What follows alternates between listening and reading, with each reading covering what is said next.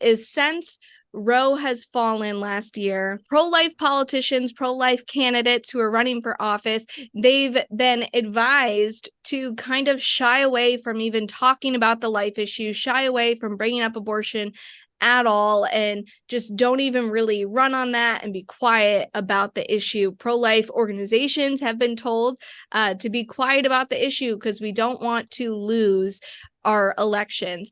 But obviously, as you just stated, this is an issue that matters, and that is life or death. It is not one that's merely political. It's one that is cultural, and most importantly, it's one that's spiritual. So how can we as voters encourage our leaders like yourself and other elected officials, or those who are seeking to become elected officials? How can we encourage them to be bold and to be courageous on this issue and to not back down? Um, that's a great question. I think that, as a leader, you've got to shoot your arrows straight, and not care too much about winning, but rather do what you think is good and right, for the people that you represent, and communicate to people your values, how you're going to make decisions, and what you think is important. And it seems like we need a lot more of that truth telling in our country today, in my opinion.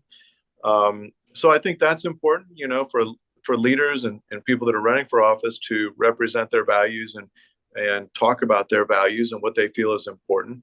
I think the second part of this is that, this issue, to me, is about children, in the state of Ohio. It's about being able to raise a nice family in our state. And in many ways, this issue is often couched in a very negative manner. It's talked a lot about. We use terms like abortion has all these negative connotations, and people should be able to choose, and all of these kind of insinuations about women's health and protection. But at the end of the day, these are kids. These are children. These are human beings that we're talking about. Um, and I think it's really important that we talk about these issues, and that we're honest, and we have an honest dialogue about them.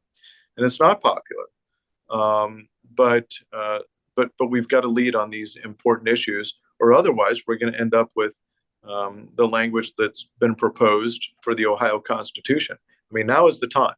Now is the time to stand up, and stand in the gap, and have a voice on this issue in particular.